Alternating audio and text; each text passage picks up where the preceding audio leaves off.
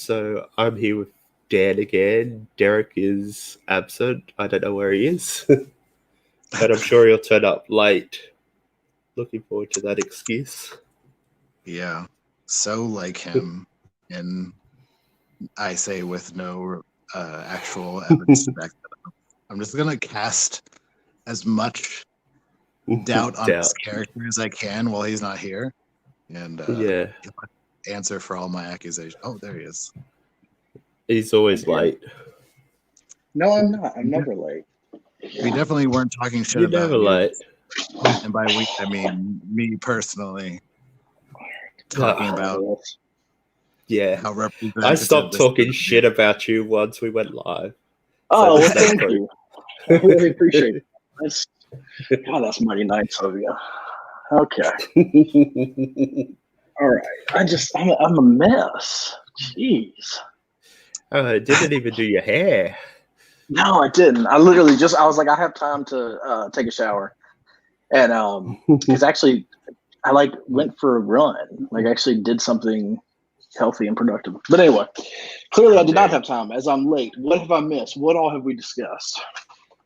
We're finished. Now it's just you. Oh, really? We've covered all the books we've read.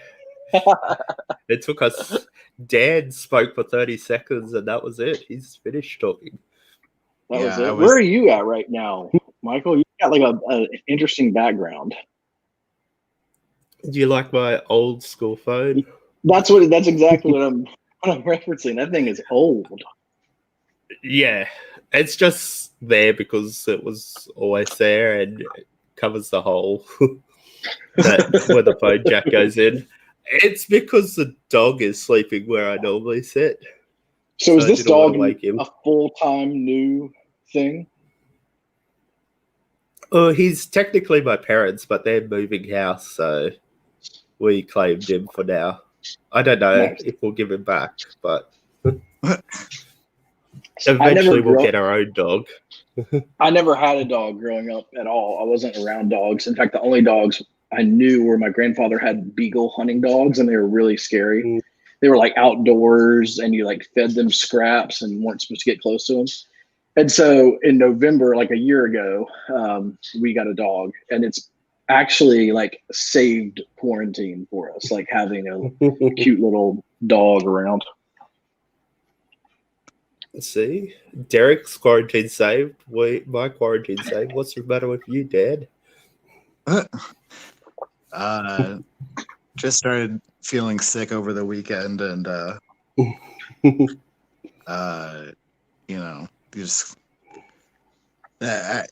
optimistically, you start to think, well, it is technically flu season, so maybe it's just the flu, and then basically, we went to get tested. There's a drive-through place about 20-minute drive away from here. It's 2.5 hours waiting in line, and then another up to 5 days before we get the results back. So it's just it's kind of a lost week. Unlike Derek, I did not do my normal beautification routine prior to. I was gonna shave this morning. I was gonna wear a cool t-shirt. And none of that. Was this the first test that you've taken during this whole time? Yes, mainly because I'm able to do my job remotely. If I wasn't able to, I would have to get tested every time I go to campus. I work for Michigan State University's campus, so and a third of testing in the area is turning up positive. We're going through a big. That's the campus is the worst place to be. Just because. We're obviously going through a huge spike in this part of the country as well, North Carolina and specifically Raleigh, where I'm at. But I had to in April or maybe May, pretty early on, do the test. I also went through the drive-through, but I had to do it myself, and God, that was awful. It was awful. I did not have it. I just was sick, apparently, or I didn't stick it up deep enough. One of those two. And you're the case zero in North Carolina, right? I hadn't even left my house at that point. So it was like, I was like, how is this happening? But I really was really sick for like a week. And in normal times, I would have just been like, okay, I get sick twice a year because I do. I think like most people do, but of course now it's like everything's heightened. So as soon as there's a tickle in your throat, or at least I'm nervous. Yeah.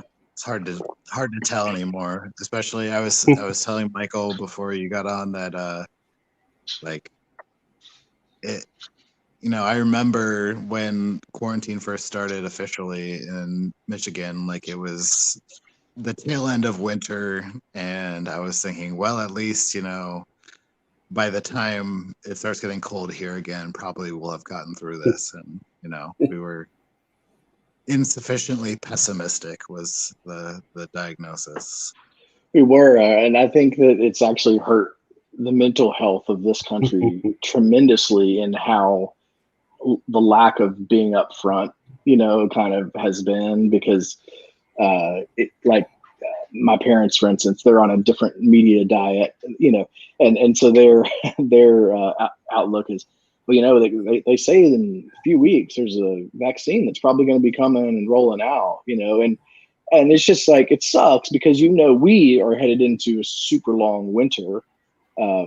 And it's going to be really depressing, and there's not a vaccine coming in 3 weeks, no matter what TV station says that, so it's like a false hope almost, instead of just like being brutally honest with people that like, hey, this is real bad and it's going to stay real bad and you probably need to stay home. Yeah. Well, the real world is so depressing right now. Maybe we should talk about books. I mean, that's kind of funny. I was thinking earlier, like, I don't usually feel like I read for escapism, like especially like in terms of subject matter. I generally shy away from anything that would be like spiritually uplifting, but like the practice of reading, it used to feel like a project, something exciting that I was like planning out, like, oh, I haven't checked out this author yet, maybe I'll get around to them. And now I'm just like, how am I going to, like, it is like it serves a different purpose in my day. Like, I need to be reading something that feels I don't know specifically what dictates choice anymore, but I just like, it takes me out of the constant paranoia or whatever, awareness of how chaotic everything is. Do you use reading as escapism, Michael? Sometimes I read a lot of crime novels for, like, I use it as like a palate cleanser. It's like, I've read something difficult, I'll read something easy. And Americans obviously do the best crime because they're the best at crime. Yeah, we have the most. We win. Well, I don't know. I just think the hard-boiled stuff is probably, America does that the best. Yeah, I go back and forth with reading, but I think I really think of it like almost like a meditative spiritual practice, because I have no other. Like, that's really, to me, if I go a couple of days without reading something, like, I can feel it in my anxiety levels. And at first I used to just think like, oh, it's because I like the physical act, of sitting down and having that time. But as I get older, and also I think probably as I do therapy and stuff like that more and think about myself, I think for me, it's being out of my own head for that period of time. And I love being in someone else's head, particularly those people who are much better at sentences than me. Do you know what I mean? Like a master who is, she or he is just better at explaining thoughts, So I guess it is escapism, although I really like the physical practice of it, like the material thing of sitting down and reading. It's hugely important, but I don't think of it in terms of like, oh, I'm having a bad day, like I need to go read a book. I think for that I probably turn to 30-minute shows more so. Like I will throw on It's Always Sunny in Philadelphia. That's like a old go-to if like I'm just like having a shitty day. You know, right now my wife and I are tearing through Schitt's Creek. Like I really like 30 minutes, like super funny, easy to forget, not think about for my escapism.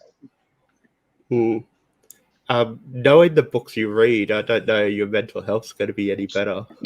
Well, I mean, escaping into those brains. Well, but they're still not mine, right? You know what I mean? Like, it's okay. The fictional people can suffer. It's all right. Exactly. This is Yeah, not I think you were for those thoughts. You know? Yeah, Michael was one of the first I ever heard explain it that way, where it was just like, I like my characters to suffer. Like, and it makes sense to you when I think about it. You know, like I do. I want to see someone else go through it a little bit worse, whatever it is. Make your life feel better. Well, if it's resolved too easily, too, I mean, it's not that interesting to participate in. You need that added continual recomplication, or else it's like, nah, life sucks way more than that. Like, come on, let's try harder, author of this book. Well, and I think you also need, if you read a lot, like there becomes a certain point where I think you actually need difficult books, or you're going to fall out of reading. At least that's how I feel. Because at a certain point, like I'm the same as Michael when it comes to the hard boil. Like that's, if I've hit 2-3 bad reads in a row, or I just can't seem to finish something, then that's the genre I'll go to just to like fly through something.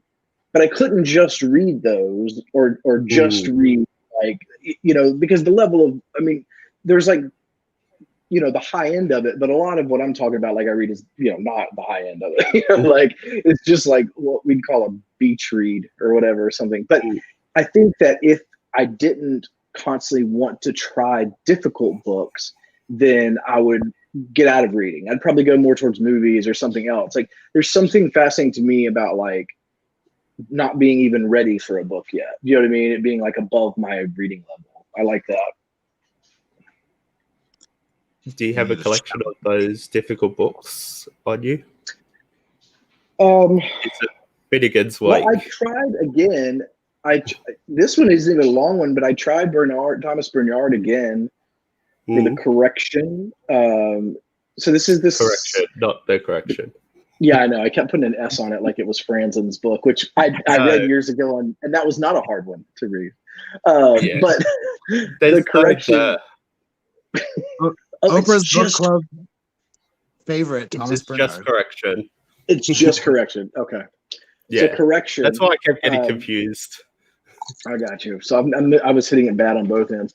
Well, yeah. So I tried the second time, and so the first time I tried it was earlier this year, and I just picked it up, did about 15 pages, and it's such a frantic pace. The sentences are really long, you know, and sometimes I'm in the mood for that. This time I just wasn't. Well, so then last week I was in the mood for something kind of, you know, difficult, harder. I picked it up and made it about 30 pages or so, and at no point was I ever like hooked in, because like it seemed like it was sort of one note, and that, I mean, 30 pages, like people who are into him are going to kill me for saying that, you know what I mean? Because like I'm bringing no, you know, substantive knowledge, but like he's, you know, gone to his friend's Garrett, who was working on some sort of cube, and the friend has recently killed himself, and he's left behind notes to finish the Garrett. And that friend is a genius. And anyway, it's like all just like, I would just describe it as like such a strong satirical quality. Like we were talking earlier about satire, you know, like it's obviously so over the top that once I kind of got the joke in the beginning, it was like, well, I don't want to read this for 200 pages. Like if that's like all it is, you know, but anyway, so I'm sure. So I thought about it more, and I was like, I think I'm just not ready. It's just one of those books, like, and I'll try again in a couple years. He does seem to be intentionally, like, he's not offering a lot of breaks to the reader, I guess. That was when I was gonna show it. Well, it's not the same book that you're reading, but it's another Thomas Bernhard book, Woodcutters. Yep. Translated by David McClintock, and from German to English. And I should also, like, you were talking about OneNote. Like, I mean, you just look at this text. It is a purely undifferentiated block, and that is literally every single page. There is not like the sentences are very long.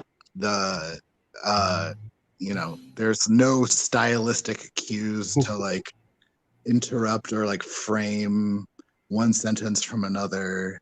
It's just very relentless. It is relentless in the sense that it like is intentionally repeating phrases over and over again. Like you're saying, I was reading this before our chat. I got up to page 50.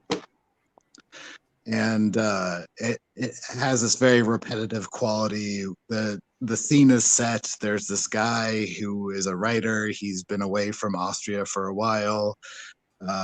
He has a chance encounter on the streets and is invited by a couple to their like petite bourgeois artists party for some actor who has just performed an excellent debut in Ibsen's The Wild Duck or something like this. It's a play. I guess it's probably real. He's this guy is just sitting in the chair in their apartment thinking about how much he hates these people and why did he accept the invitation to this party, and he thought he had gotten away from them like 2 years ago. And it's this like cyclic. I mean, it kind of fits the topic and the personality of the narrator. Is this very like he's not particularly like delivering like these knockout punches. He's just like grinding and grinding away. He's obsessed with like demonstrating over and over again how terrible these people are and how much he doesn't want to be there, and like reinforcing and reinstating every single like statement that he makes. And it's not it doesn't build you up as a reader, especially if you're like under whatever mental conditions you're reading this text. It just feels like you're gonna just keep like gnawing away, and maybe there's like some bleeding heart that you'll arrive in at the center of the novel, and it'll feel like, oh, I finally arrived at some like visceral thrill. Or maybe you'll just spend 200 pages, like you're saying, feeling ground down. And it's I mean, I guess like stylistically he weirdly reminds me of Dasha Drindish, and I'm like wondering if maybe he was kind of an influence on her a little bit. Just like the relentlessness and the like obsessive pessimism of it reminds me a lot of her. But I mean, her stuff hits hard. This is like definitely like slow erosion. Yeah, I mean, that's part of everything you said like could have been said about this one, so that's really interesting. And the issue is that the thematic quality of correction, again, I'm only 30 pages in, this is gonna sound so ignorant, but it seems so blindingly obvious already, that the search for perfection in mathematics, in artistics, in any sort of field is both futile and necessary, and it will drive you crazy. So okay, I mean, like, I can accept all that. If it's not enjoyable to read, though, and like you said, like, I mean, you didn't say this, I thought of it as a slog, like, because the repetition, I get that that's a stylistic choice, but once you're in like a maniac's head, and this narrator is a maniac, you know what I mean? And it's like repetitive, and you don't feel like the payoff, you don't feel like there's any chance to exhale because of the same thing you said, the format of the structure of the thing. It's just tough for me. And I do think I'll get there one day. There's too many people that love his writing for me not to get it. And like, you've got me thinking now about the Dasa Drindic comparison. That could be it. Like, maybe there is some sort of like, what is it about her that I'm able to go into really long sections of like list of atrocities, you know what I mean, that do feel repetitive and stuff. And I think it's because she has a sense, hers is so grounded in the real. Like, so hers feels like I'm watching a documentary. And in that, I accept, well, if this is really what happened, and it is, then I can accept that repetition builds up to create the horror of it. But when we're just talking about, a guy out in the woods building a contraption for his dead sister, the stakes don't feel as high. Yeah, I totally agree. I mean, this is something that's gonna. There was a similar like affective experience I had, and I was questioning like why is that exactly like you were saying, like why is this kind of not. I mean, they both hurt as an experience, but like, why is this not feeling like worth it as much as it does with her? And I think it is that like connection to the real. It's a weird expectation to have of fiction, but she's such an original writer in my mind that like that's why she's so distinctly herself. And like Bernhard is like this. The scenarios are very abstract or like conventional. It's just like this you're saying like this pursuit of perfection is quite like a persistent like abstract theme, or like the setting of like a wealthy artist's dinner party as like a place for social backbiting. And is there's nothing particularly out of the norm about that, and so I'm hoping that there is a feeling of payoff eventually, and I don't think that I will come away as positively from him if I don't experience that. I mean, I don't want to dictate. The reading experience before you do it. I mean, there are enough people that really respect him that I figure there must be something to get out of it. So I'm trying to have patience. But you're right. I think he's worthy of being suspect about. Have you read him before, Michael? No, the only one of his that I have that I was planning on reading was called My Prizes, which is a non-fiction collection of essays he did about all the literary prizes he's won, which sounds interesting. I like that type of book. But he is someone I want to check out. The character Dan explained sounded like me. Before complaining about people, that's my thing. The author that I was thinking of when I was reading him was modern day was Krishna Harakai. I thought the long sentences, the really obsessive details, and some of the repetitive nature. I just think Krishna Harakai is funnier. And then as I was reading it, I was thinking that maybe that's just the nature of humor sometimes when it comes to contemporary versus older literature, is right. Like if something is, my sense of humor is obviously grounded in right now, and so maybe it's just harder for me to, latch on to Bernhard's sense of humor because I'm, in a different time period. Yesterday's sick burn is today's reality. Yeah, there you go. Well, I've got a good one I'm saving up, but what are you reading, Michael? Which one should I start with? I'll start with this. I'm struggling to get through Kiss of a Spider Woman. This is I think he's a Chilean author.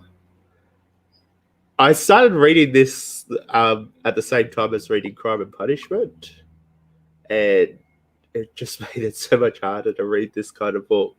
It's a little experimental. It's I don't know. Trying to read other books when you're reading something like Crime and Punishment is very difficult because I was focusing all my energy on Crime and Punishment and not really paying the attention I needed for this book. So I haven't got far enough through it yet. So it's just a weird experience. I feel like I need to put it down and leave it and maybe restart it at some point because that experience has kind of thrown me off continuing it. So I don't know if you've ever had that experience. I had it during the same time. I mean, while we were doing Crime and Punishment, I was having a really hard time reading. Like we would read, Monday. It would usually by Wednesday I'd be done with like the 110 pages we picked out. And I think there was 2 weeks where you're like, Derek, can we please just like, keep going? And I should have just said yes. Like, because I kept thinking like, well, I'm going to pick up. But the problem is his plotting is so good. I mean, it's like that's like should be taught, should be studied, all that stuff. Like his plotting is so perfect that unless you're going to read like nonfiction or something just totally different, it's going to be very hard to read any sort of like narrative driven thing next to Crime and Punishment. You know what I mean? Like, so I had that same, I put down two different books. Yeah. Then while we were doing that. What's the translation? But usually we read Oliver Reedy. Yeah. Oh, yeah. And this is a Thomas Kochi translation from Spanish for that, which I forgot to mention. Oh, I've never heard of him. No, it's an old book, I think. I don't know if that translator's still active. So I'm not sure about that. But I recommend the Oliver Reedy translation of Crime and Punishment. Then you reread it and you found this translation to be better. Heaps better. Yeah. What was better about it? Well, we did a podcast on it. I'm not saying that we need to stop right now and listen to it, but my short version answer is I think we did do I think it was pretty good. But my short answer on it would be it did not feel like I was reading classic fiction in the sense that I was reading something so dated that it was hard for me to enter. He did this thing where it felt like you were on the streets of St. Petersburg, whatever that was. The clamor, you know how Russian literature, like there's like 4 people talking at once. It's confusing who is who, and it's like there's like arguments and stuff kind of happening in the background. He did it in such a kind of fun way where like the humor I thought came through, and so that was my reasoning why I liked it better. It did not feel so stiff. Mm-hmm. And you could tell who's talking, which is also helpful. Which is important, yeah. Especially when the names like sound really similar. Yeah. We talked about that in the thing. Like you can tell who's talking, even based on the translation. Like he gave them distinctive voices. It didn't feel like it just went through. And I'm not saying other ones didn't, because that diminishes the role of the trip. But it didn't feel like it was a technical thing where it was like this word for this word, this word for this word. There was artistry in it, where we really are like understanding that like this character is going to talk slightly different, and if we do it throughout the whole thing, then it will work. And obviously, if we read Russian, that would come across, I'm sure, immediately, but that's the trick of translating, and that makes it hard. And I think it's interesting how this happens with older books, like especially older classics, where one translation, maybe sometimes 2, just kind of becomes the vanguard, the norm, and sells so many copies, and it's almost like people feel like, well, what's the point of doing a new one? And this, to me, like gave that answer. Like, this is the point of doing a new one, because this text can still be alive today. Like that book could be taught, in a I'd say freshman year seminar for college or something, maybe, and like it would really turn people on. It was good. I don't know if college people need the ability to be turned on. I think they've got that covered. I want to be in class. I want to go to school for lit. Well, like I feel like there is something of a conversation going on in specifically translations of classics. Actually, I mean, in terms of that's being talked about on social media, and that I haven't read, so I only am going by the broader narratives that are circulating. But like, there's the new translation of Beowulf by a person whose name I can't remember, but I'm sure it's readily Googleable. And the first word of the text is translated as bro, and I guess that's like, roughly equivalent in to what it would have meant or how it would have been registered at the time. And I think there's the Iliad and the Odyssey. Again, I'm not going to remember the translator's name from classical Emily Greek. Wilson. There you go.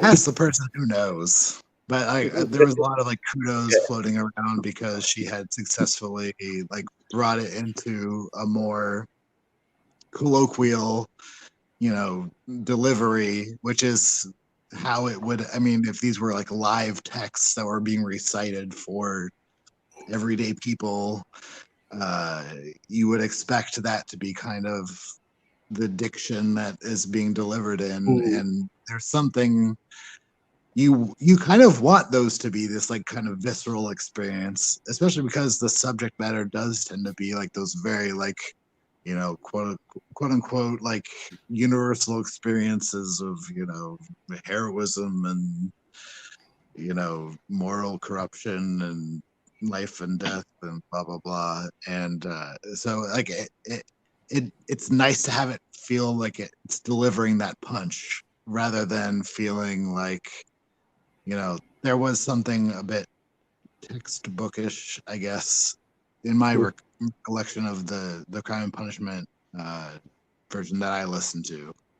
There wasn't like a lot of everyone did kind of sound the same, but they are people from like very different sectors of society. So I think it would feel more real to me currently to have that signified more in the way that the lines are delivered, maybe. So that maybe I'll track down that other one that you guys read eventually.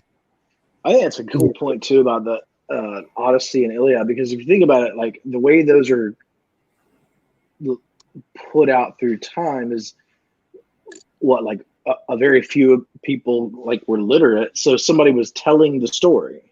Like, so someone different was always like through oral storytelling, giving their spin on this epic tale. And so to me, it's like the fun of it should be retranslated, every few years or something, like, and kind of always updated to our time, because it's like you said, it's a classic story, and that's how it initially started. Like, we don't know, there's no way for us to know like how it sounded the first time that it was read or out loud or whatever. So those in particular, it's always cool, I think, when there's a new translation that maybe updates the language a little. Yeah, I like what Oliver Reddy said in his translation notes, where he updated all the metaphors and stuff in Crime and Punishment, but he gave them like slightly dated references, so it still felt a little bit older. But there were still relevant references to people reading it now. And I think that's an interesting way to do it, where it still feels like it's slightly an older text, but you understand the references that he's making. Yeah. And I think like the way people translate says a lot about the book. Like, a lot of people like we won't name translators, but the ones that sound like they've just been translated by Google Translate, where they try to get the exact English word for every word. And I don't think that actually reads well. I don't think it makes the book interesting. If I wanted to, I wish I could learn German to read the actual, or Russian, sorry, to read the actual text, rather than have the exact word-for-word translation into English. Yeah. And lose the beauty and lose all that elegance that is in the text. Yeah, I've never read two different translations of the same text before, so that seems like an interesting and worthwhile exercise to do at some point. Yeah. This is only the second one. This is only the second one. I did it with I did it with The Stranger. That was the only other one I've done it with. Yeah. I'm gonna change settings because the heating kicked on, and I'm afraid the ambient noise is gonna. No. All right, well, take off your clothes. I'm gonna show off what I've been reading. I've been bad. Is it bad? Yeah, it's problematic. So this is Celine's Journey to the End of the Night. And for anybody who doesn't know, Celine, we need to start right off at the top, was found to be a Nazi collaborator and kicked the hell out of France and is a bad person. So that needs to be like up front. Just gotta lay that out there. That's the bad part. But also at the back, Philip Roth declared Celine is my Proust. So this could kind of go back to our artist or text or whatever thing. I have always shied away from him because of his reputation. And recently I've just a couple of different things set me off. The last thing I think was the Feeling Bookish podcast. I think that's the right one. I'm going to feel terrible if I get the podcast name wrong. But they were talking about, one of the hosts was talking about rereading it, and I was like, I really need to get this. So it came yesterday. And for most books that come, I'll just read the first 3 or 4 pages, I just like cracking up something, and then I'll put it in my to be read.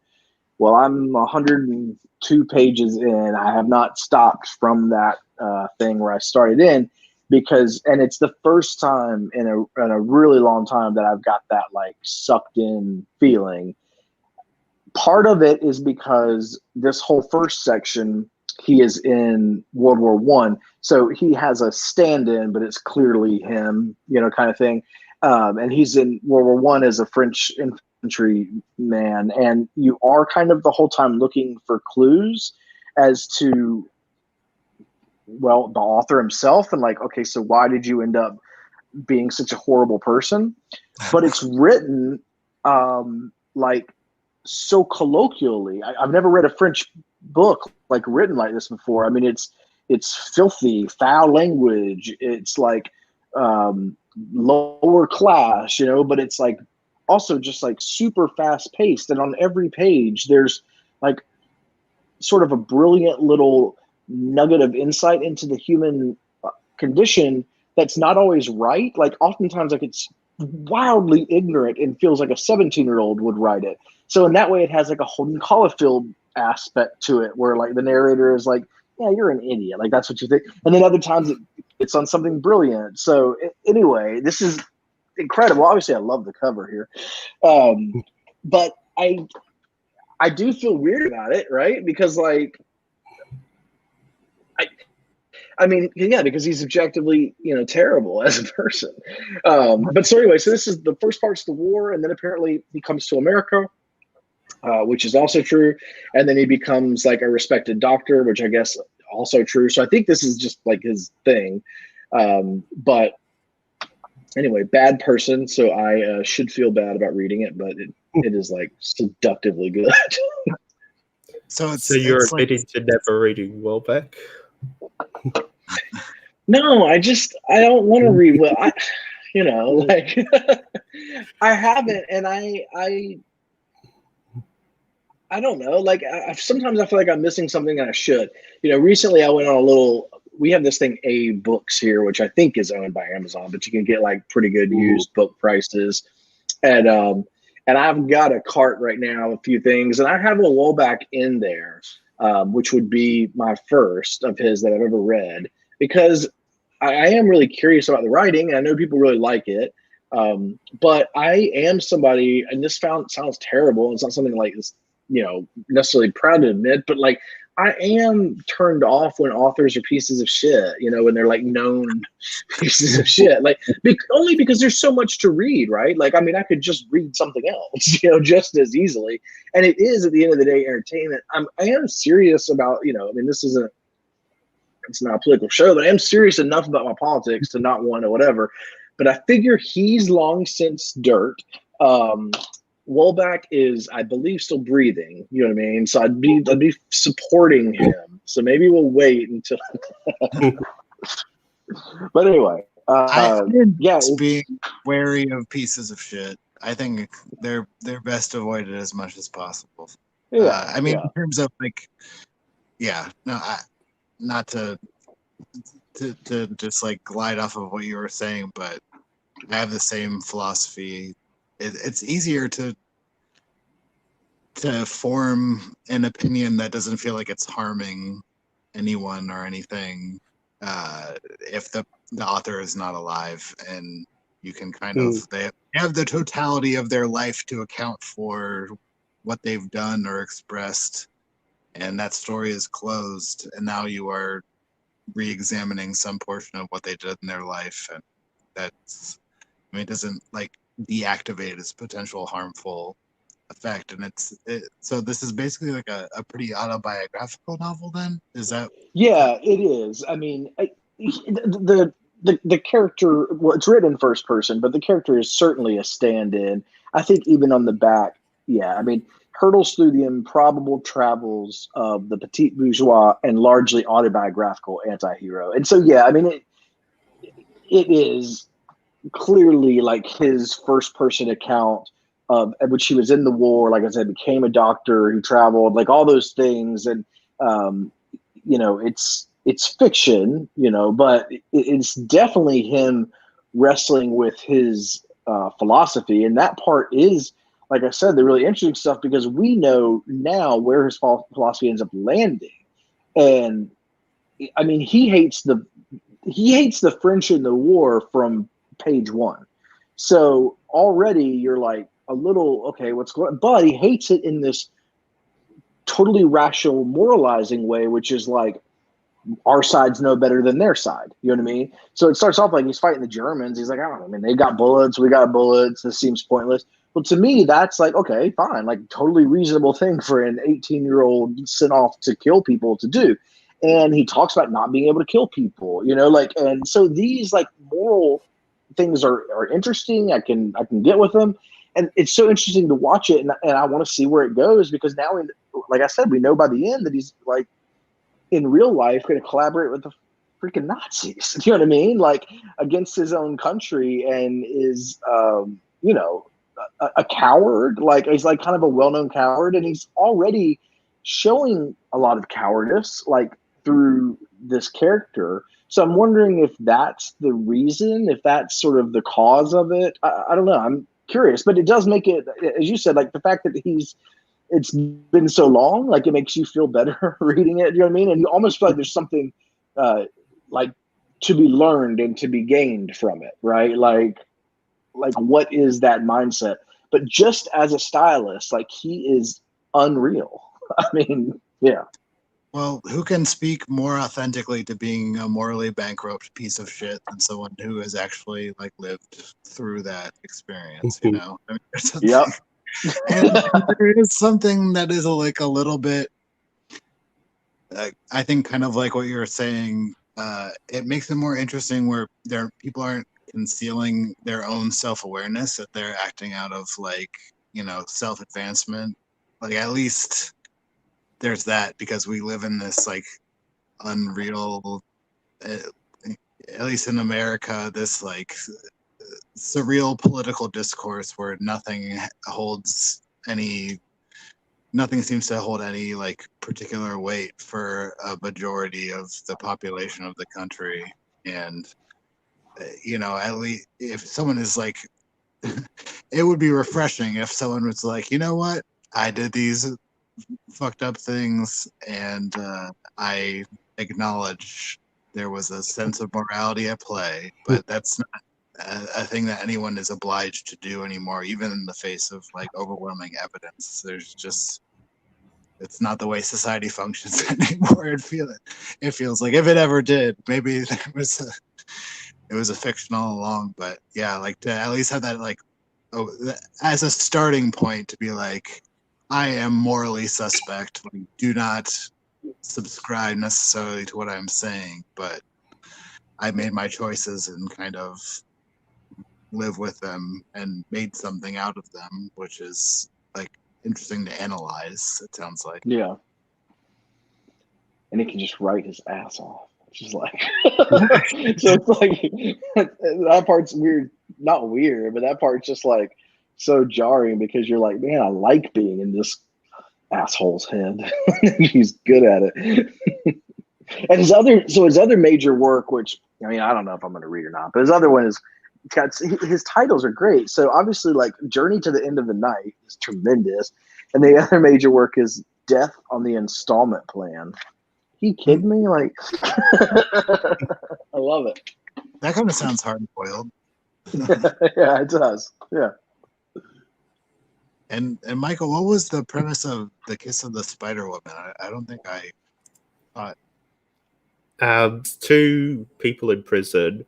One's a trans woman, and one's suspicious. Would you call it? Like a revolutionary. And they're just having a conversation in prison about movies they've seen and life as it's happening. I don't know why a trans woman is in prison with a male protagonist. There's questions there that haven't been answered, but that's currently what's happening at the moment. But I feel like, and this is maybe a spoiler, might not actually be true. I feel like the trans woman is actually a plant by the government trying to get information out of this other guy, but he keeps talking about movies he's seen in his life rather than talking about his life, because she keeps trying to push back about asking about his life and what's going on, but he keeps wanting to have these conversations about movies. So I think she's a plant, but I don't know. I like the setup. Hey, before I get in trouble with Michael, this is translated by Ralph Manheim. Thank you. Okay. But I do want to speak about, you did bring up problematic books, so I did. Should we talk about Mankind by Charlie Kaufman? Are you okay holding that up? It's not that thick. It's only 700 pages. I would have put that in my little, like, My Fitness Pal. We have, over in America, we have apps, and one of the apps is My Fitness Pal. And I would have put that as a workout in, just lifting it up. Yeah. So that's probably the main book I'm reading, and I'm actually not sure if the main character is meant to be an anti-hero. Like, if it is an anti-hero, then his problematic attitude kind of makes sense. But if he's not an anti-hero, then he's very problematic. And like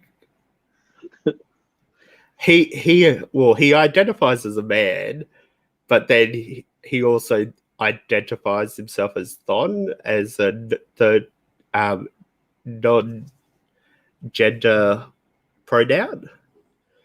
But the reasoning behind identifying as a non-gender pronoun is because he doesn't want to be known as a male writer. So his name in the book is B. Rosenberg, and he's just shortened his first name to B, so people don't think he's a male. But he actually tells everyone that he's man, except if it's talking about his writing, and then he's non-binary. So he's doing it in a really messed up way and trying to take advantage of this, like, non-gender. So it's really messed up in that way.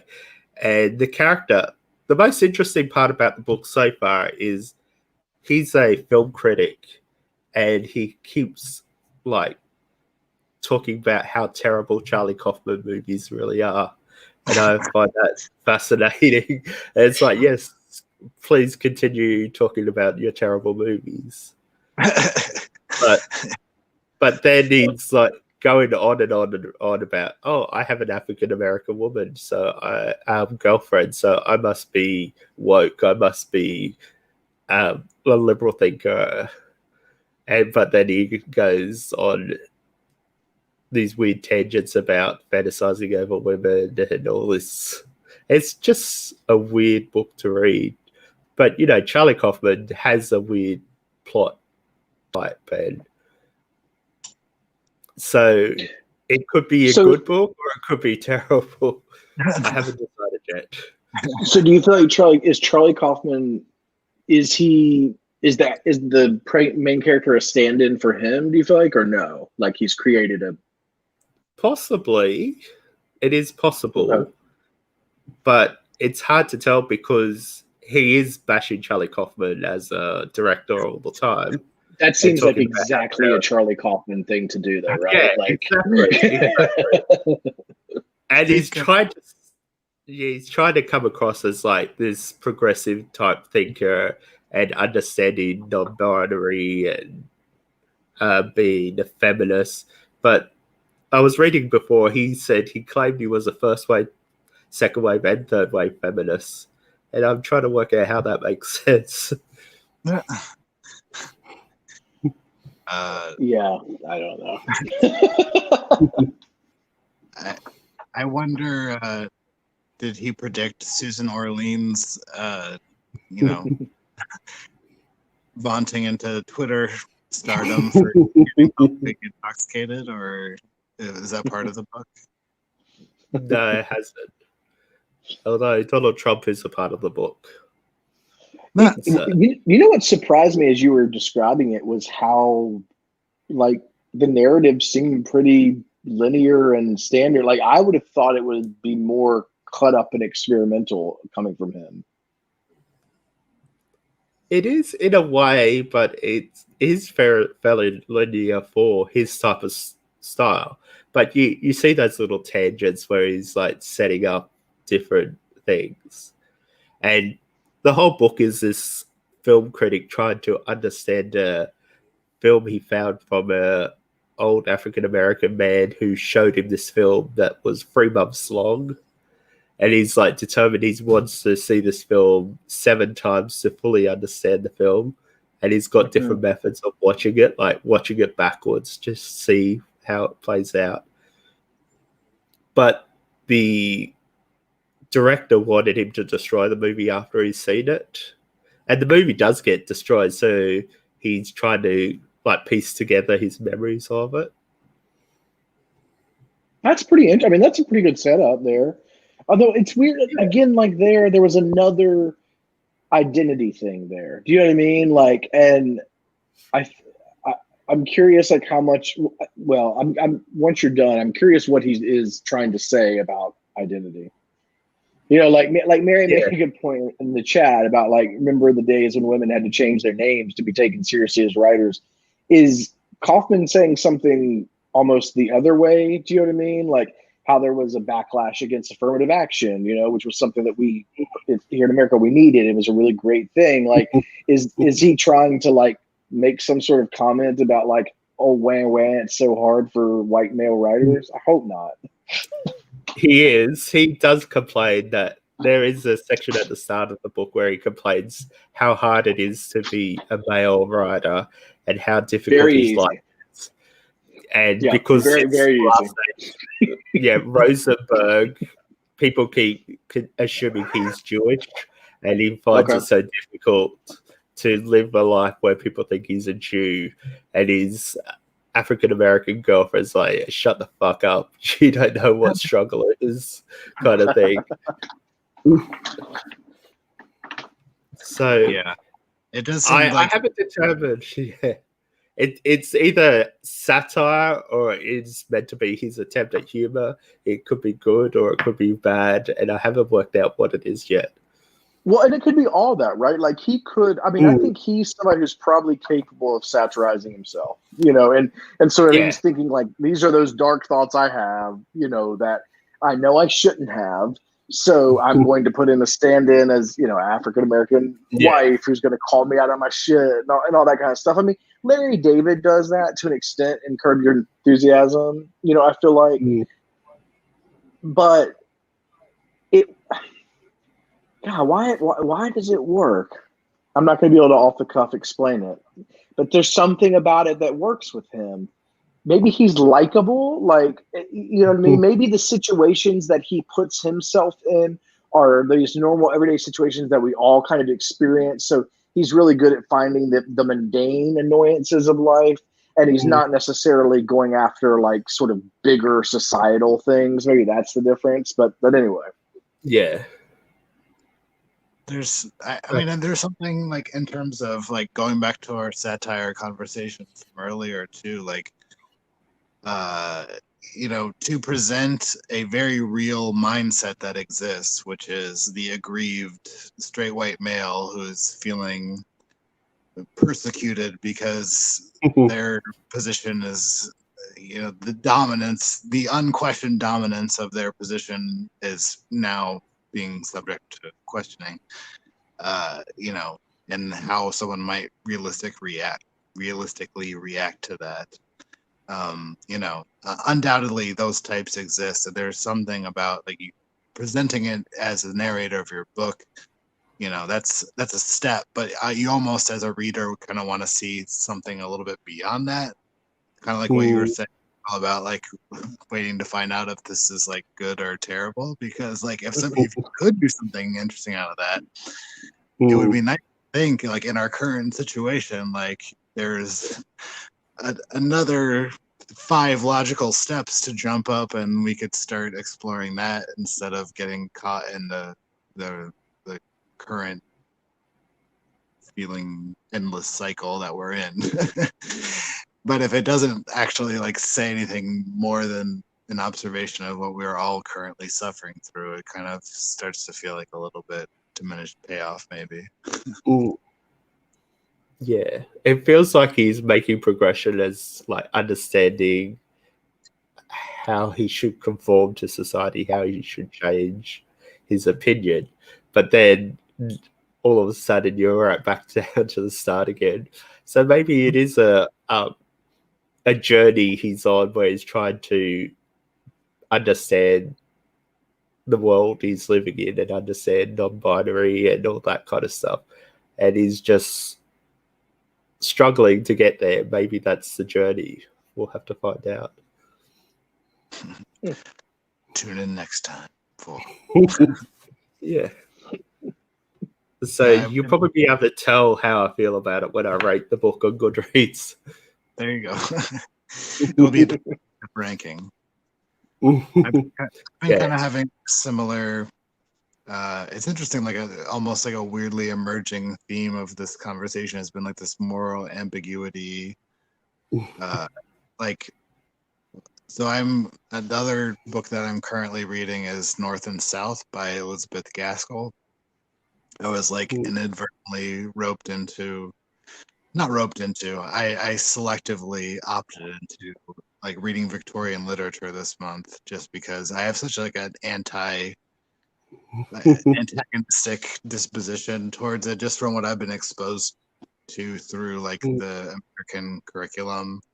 Like it has this there definitely is social commentary, but my perception from what I've read is always that it's so like,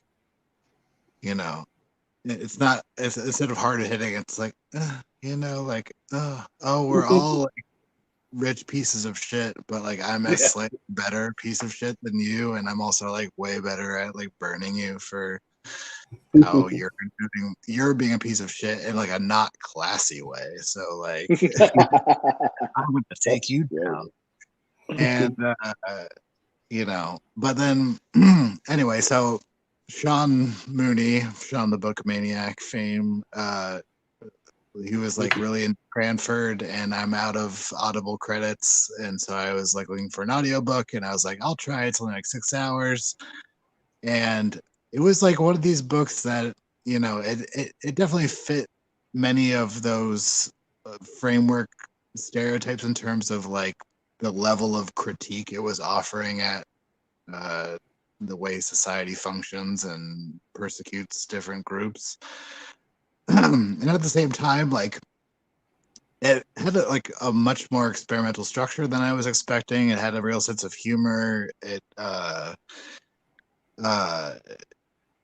There was like a way that it gained empathy for its characters in a way that felt like earned and genuine and like psychologically and like emotionally realistic. Where I'm like, I I'm I want to see some more of this author, so I picked up North and South because that's sort of most notably known for like engaging with like the period of like rapid industrialization, workers' rights, striking, all these kind of things that are floating through my head right now. And I'm like, I'm wondering how this like very clearly very talented, insightful writer is gonna like, what's her critique of capitalism, you know? Like, and happening in the Victorian era, like this is something interesting to engage with. And you know, it's like, I don't think it necessarily functions. It's not giving me like that satisfaction of being like capitalism is the true downfall of humanity that must be overthrown or else we're all doomed. That I wish that I would get out of most literature. But at the same time, like, I think that the capitalism that existed at that time functioned on a different level. Like it was more regionalized. Maybe like it works very smartly because it situates the main character.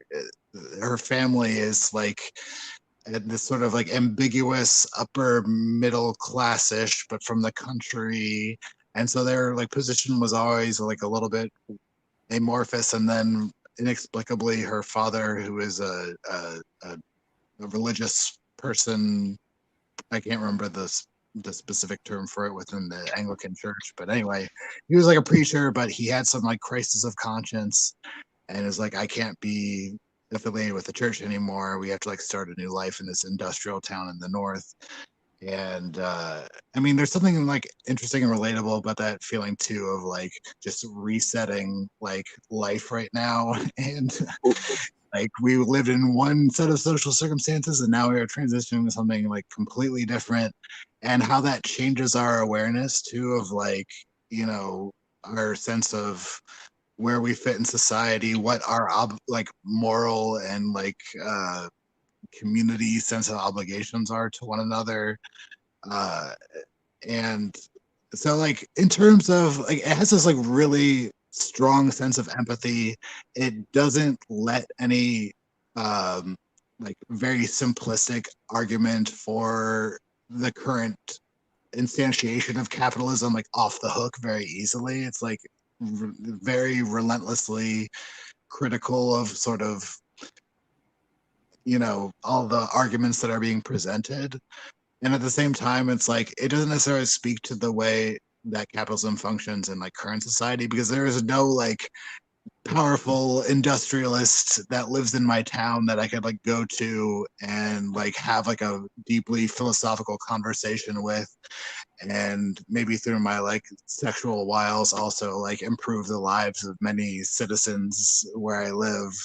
Like you know, power just doesn't function in the same way that now I think that it did within this novel, where there's like the one, you know, very intelligent, morally thinking person who is able to engage thoughtfully with like another like powerful like industrialist could like dramatically restructure the economic conditions of like an entire community in the way that maybe that could have worked back then. So there's something like fantastical and romantic, I guess, about it in a way that feels appropriate too. But like,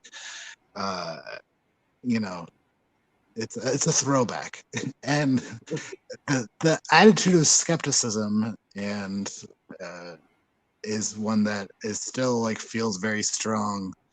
I don't know. It's like it's a very weird reading experience. I have a lot of respect for the author, and I'm disappointed that I wasn't reading Elizabeth Gaskell instead of like Charles Dickens as like a high whatever.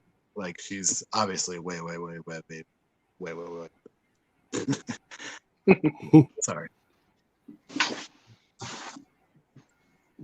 I like that thought of the distance, the literal physical distance with power.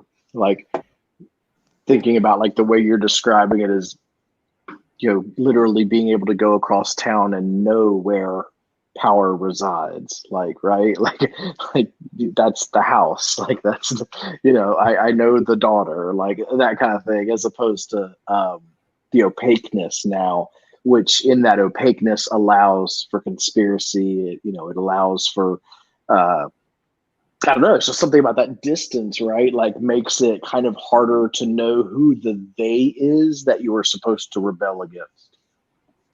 They live in a White House. Not for long.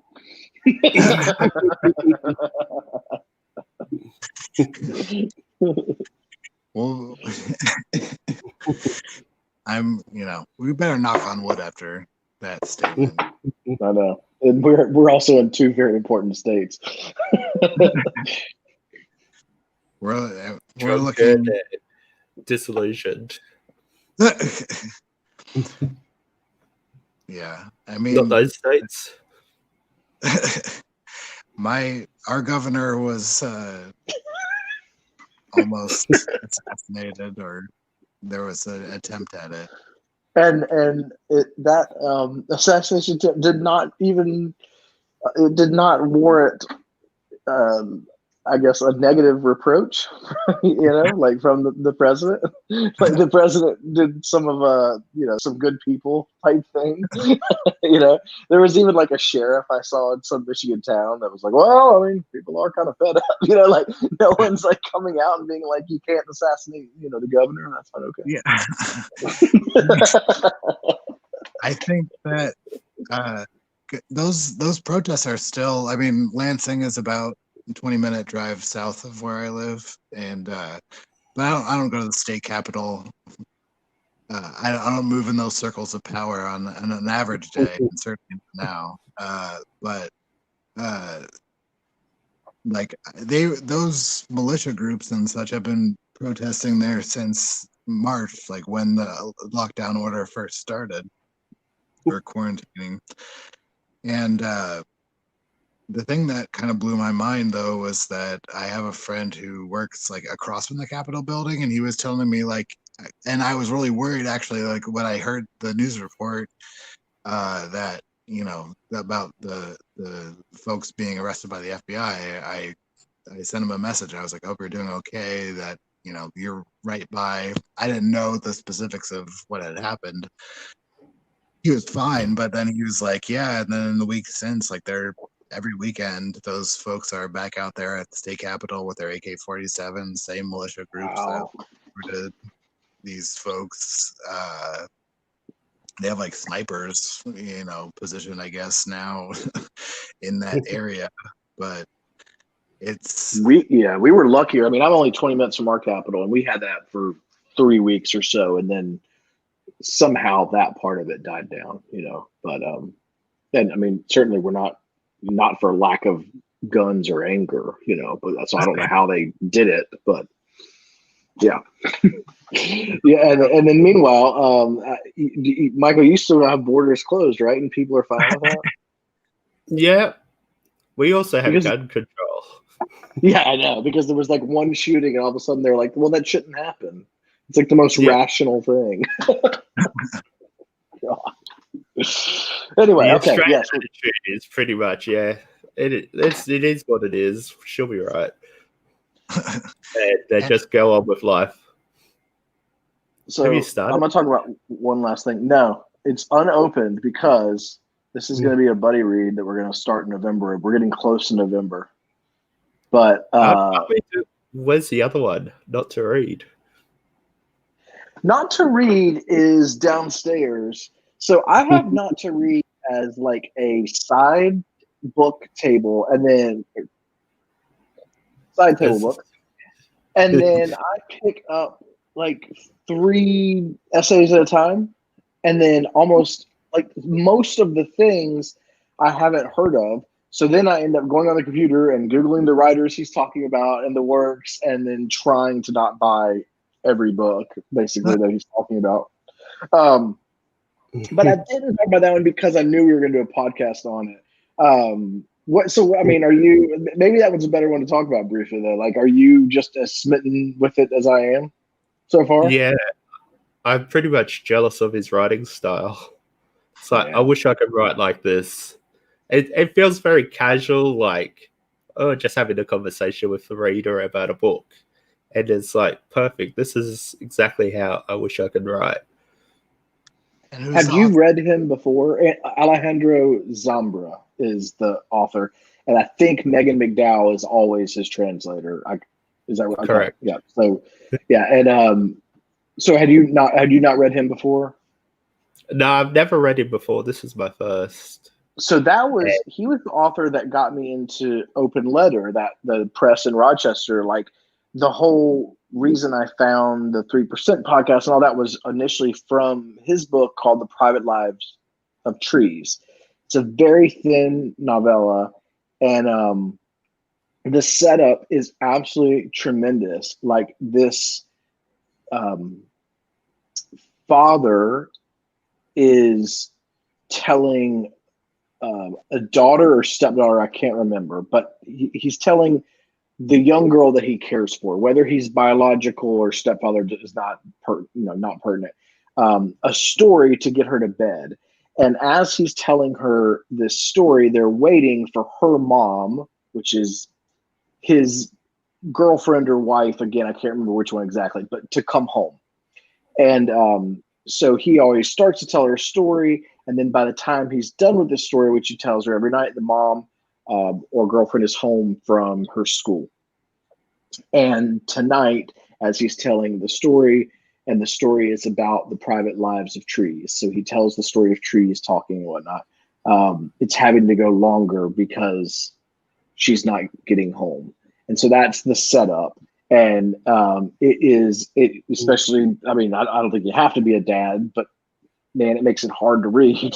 You know what I mean? Like, as far as like the emotional, whatever. But it's really, really good. It's told in such simple, brilliant language. I was like addicted to it. I mean, it was one of the first things that like really like sort of blew me away. And that's, like I said, that's what got me started with Open Letter. But then I think he got a little too big even for like a university press. Like, now he's on, I think his books are maybe Coffee House or Great. He's on like a bigger press.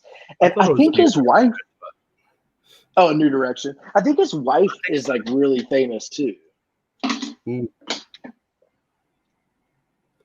I don't know. But yeah, this collection of essays is just so good. If you like reading essays about literature, then Not to Read is definitely worth picking up. And he's Chilean. It sounds awesome. I mean, what's better than getting lots of well-informed book recommendations? Also, something that makes you feel inferior in your own pursuit of critiquing literature, giving you something to aspire to. You know, it sounds fun. Yeah. So his wife wrote. Sorry, you go. It's okay. His wife wrote a really popular book that came out this year called On Lighthouses, from Two Lines Press. I don't know if you've seen, like, it's been everywhere, but and I think it's won a couple of different awards, but it is a literary history and personal memoir of lighthouses, and I'm kind of very curious about that as well. So anyway, that was all. Yeah, but as I was saying, is I keep reading books about books because that's the type of writing I wish I could write. So I've also been dipping into this, which is the Complete Review Guide to Contemporary World Fiction, which just goes through basically every country, or it just talks about the books he likes in that country. and it's like giving recommendations and stuff like that. Who's the author of that? Michael Orthona, I think. He started this blog called The Complete Review in 1999, and he's got thousands and thousands of books from around the world that he talks about on there. Dang, early adapter. So, when was that written? How contemporary is it? I guess is my this question, book I think was 2012. I think. Okay. Yeah. 2016.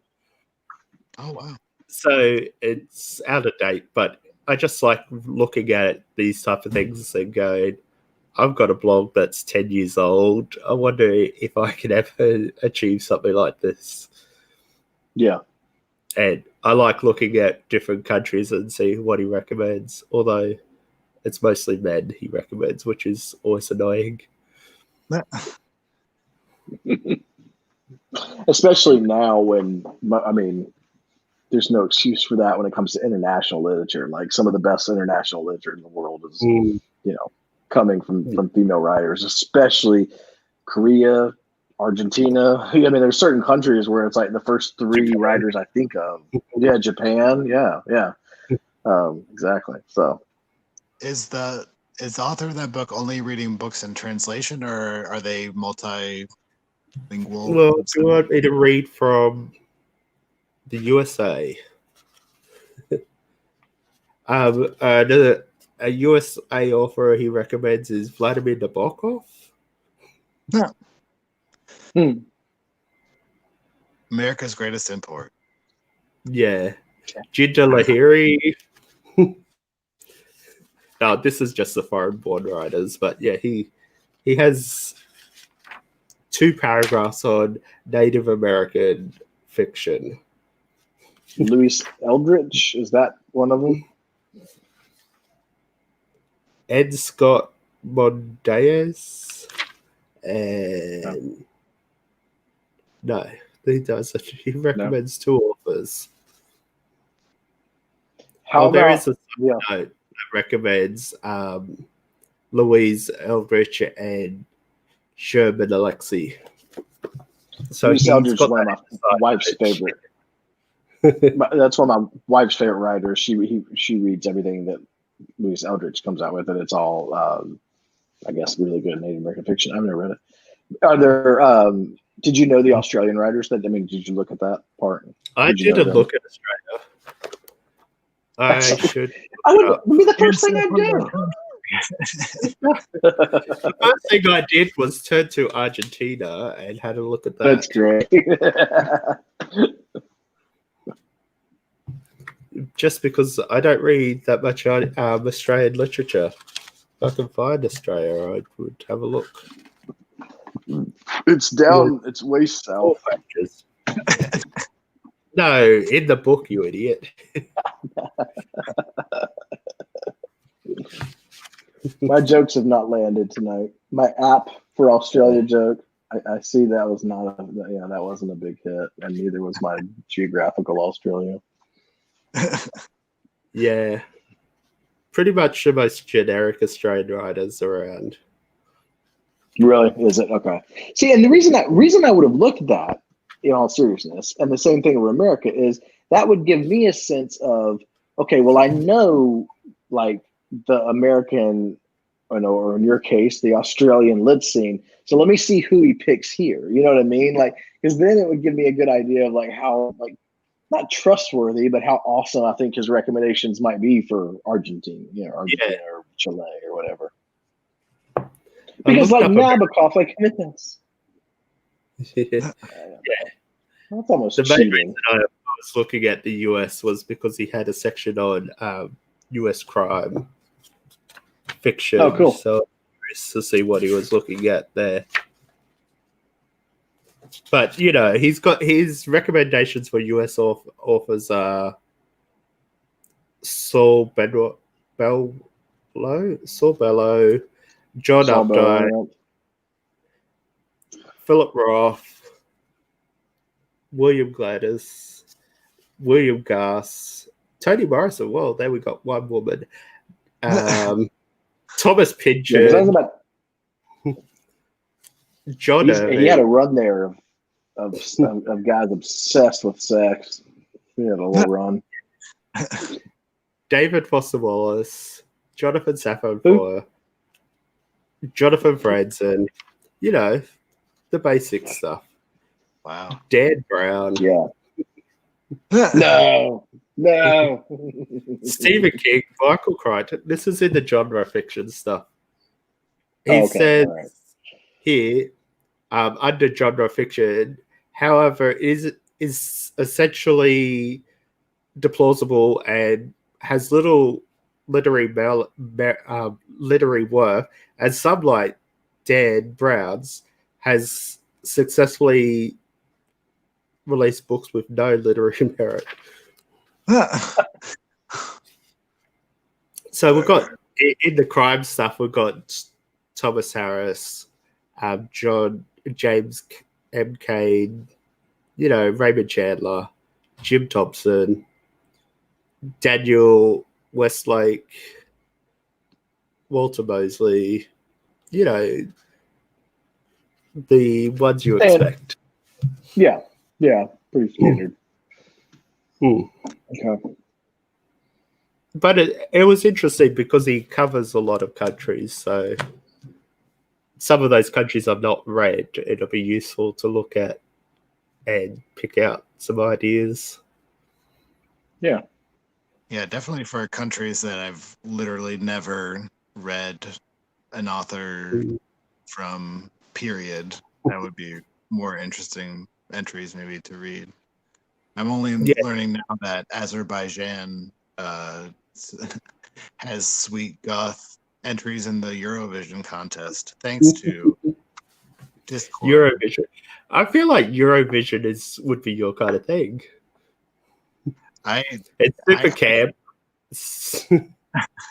I could grow to love it. I'm on this. I definitely have an appreciation for the certain level of theatricalness, but was never.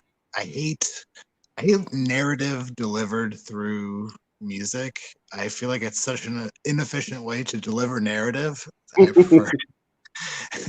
Not that efficiency is necessarily highly prized by me in my fiction, and but anyway, like musicals, I really can't get into musicals very much. And you watch Cats too many times. I aspire to watch Cats too many times. I was God. The worst musical ever. I haven't seen the film, but I've seen the musical. It's terrible.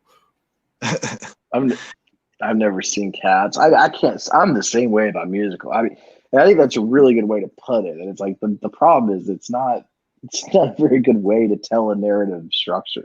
Like I love music, I love story. They don't seem to work that great together. Like to me, except for the song "Skater Boy" by Avril Lavigne, the peak of the genre. But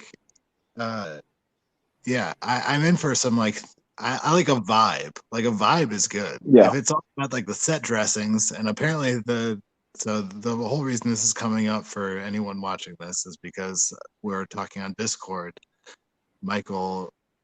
Derek showed off the cover of that Drink to the End of Night, and someone remarked that the aesthetic of that cover was so similar to the Azerbaijani entry into the Eurovision Song Contest, and they backed that up with photographic evidence. Oh, it was.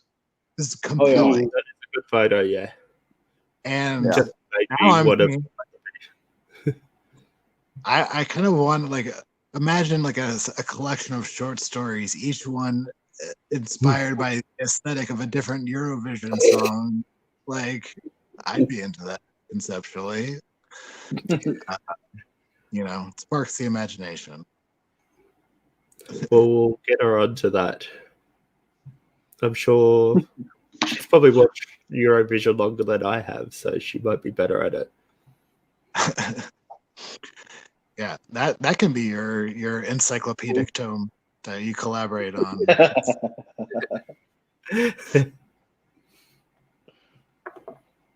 Yeah, well, Discord's great for just having conversations like that. I just miss forums, so that's why we have Discord. Yeah. We need to call down the number of channels. I think that'll help the conversations. You know what I mean?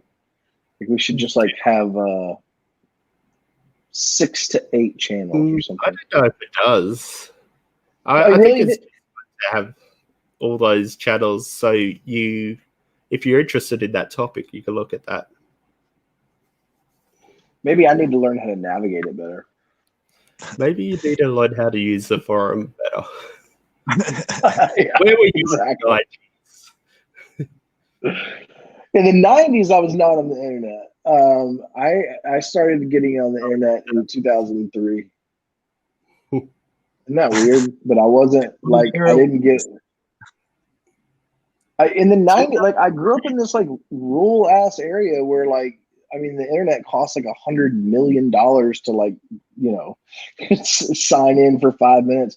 I remember I looked up the lyrics to Mayonnaise by Smashing Pumpkins in 1998, maybe, from my like dad's Dell desktop.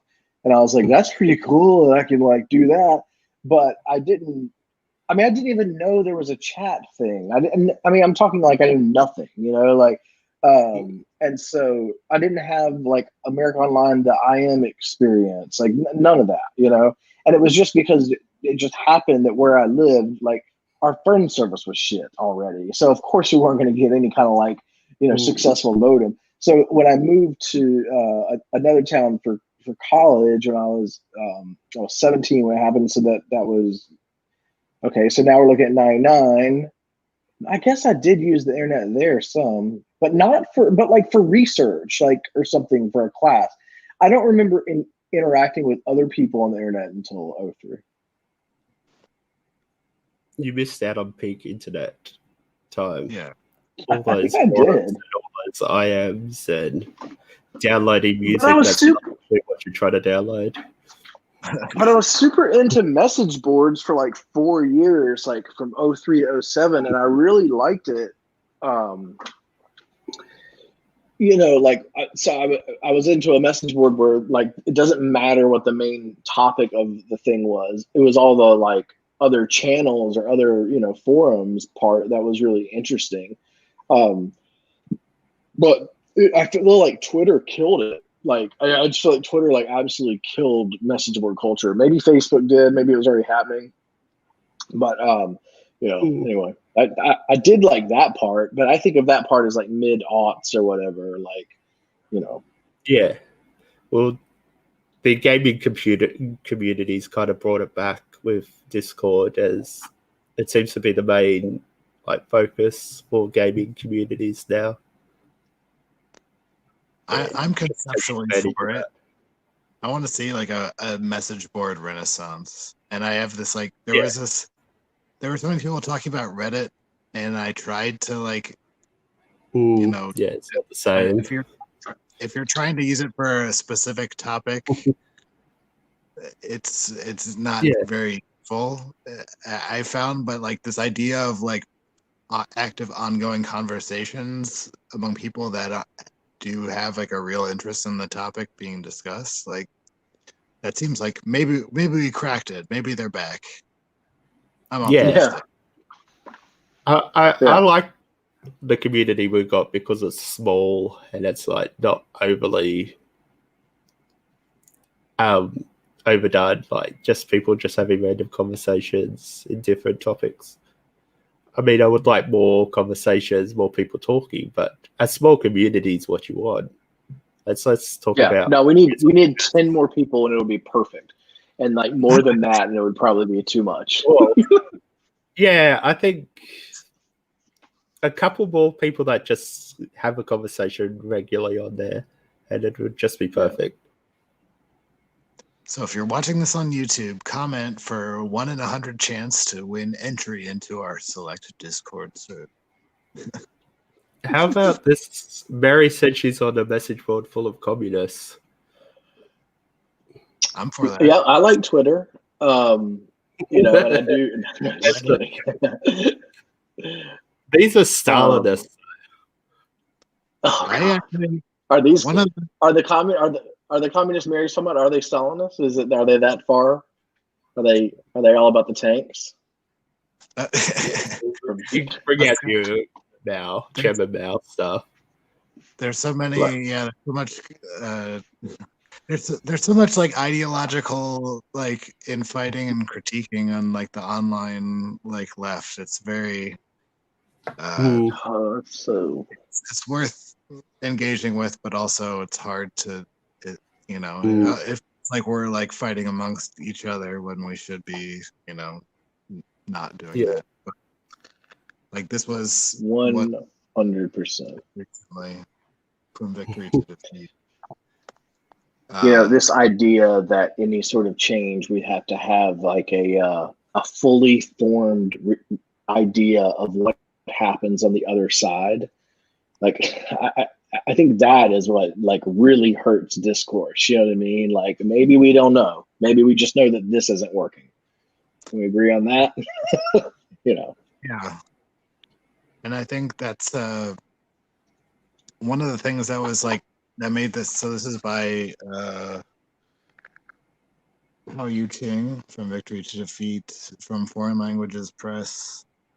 And I'm just like starting to read a little bit more history, and I guess kind of one of the central arguments that this the author has made in the past is like this idea that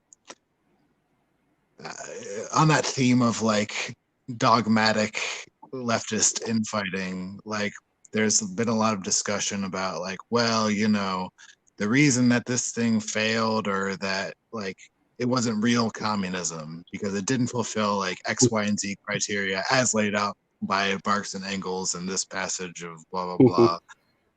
And her main argument is like, basically during the life of Mao Zedong, when he became the chairman of the Communist Party, that there was a true like social mobilization towards like communism, or at least like the socialism was like the guiding force. So it's like the abolition of class and like moving towards a classless and cashless society, basically. And so all of the social programs that were implemented, and it's like this very, according to the author's thesis, it only happened while Mao was in power, which was not that long. I mean, historically speaking, about like a little less than 30 years, maybe. And so many things happened, and the structures of power in the economy shifted so radically. And I mean, there's a lot. I'm really not like historically knowledgeable enough to say like evaluate what decisions were right or wrong, or well intentioned or not.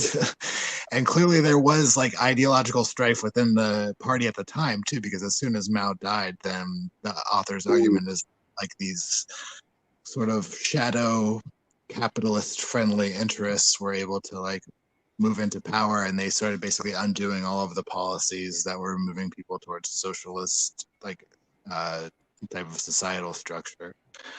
And I mean, just like it's a very interesting book just in terms of like trying to think about like the pure nuts and bolts of like trying to shift the entire way that like resources are allocated in your society within like a very short period of time, and how like agriculture was a huge part of that, because like the proportion of I hope so proportion of like arable land to like the population was super skewed.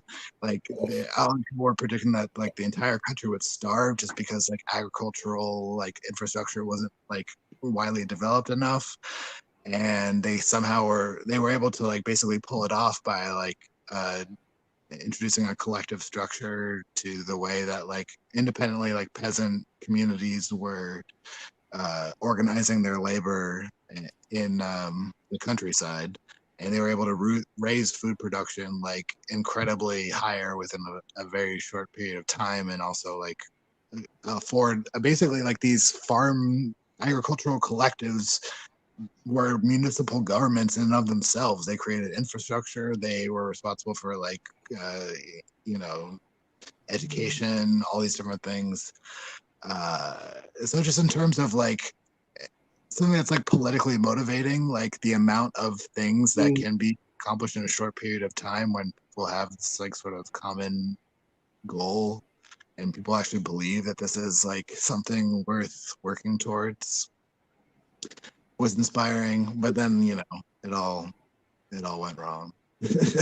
Or it all went in a different direction. I mean, who knows comparatively one way or another, but certainly it's definitely a capitalist aligned society now.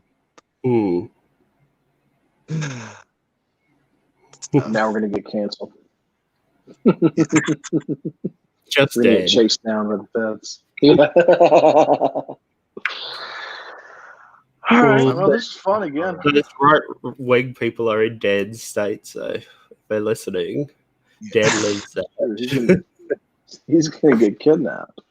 It's too busy with Phil Collins, right?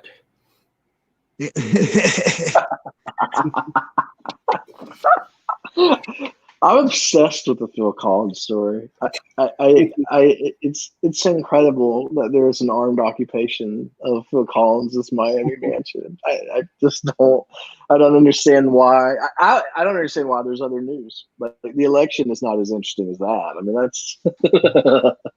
I seriously thought for a little while that was like a Twitter meme that only I only ever saw you doing, or that it was like the seed of like a short story idea that you're working on, and like I wish it happens. No, it's a material reality. Isn't that like? No, that's why. Yeah, like that's the problem with trying to write is that things like that happen, and you're like, well, fuck. Sorry, like you're like, well, I can't do that. I can't beat that. I mean, anyway. Well, gang, I had fun. I have to go. It is late for me. Yeah. Fair enough. I hope that you all stay in good spirits and good health, and look forward to. I hope you're in good health, guys, in a brighter future.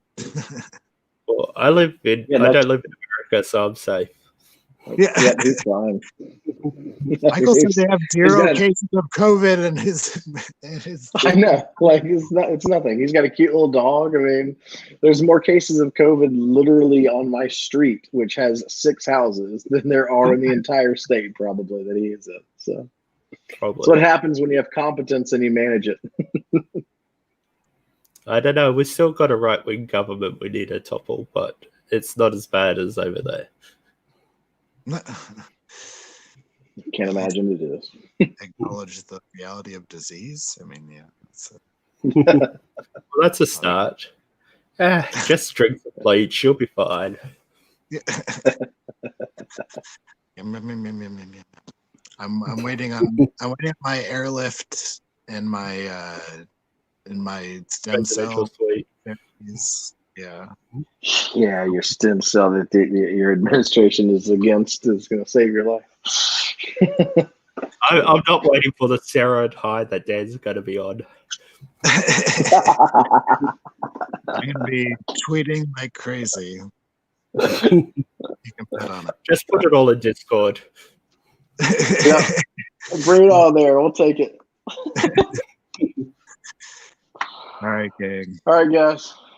All right. Later. Have a good one.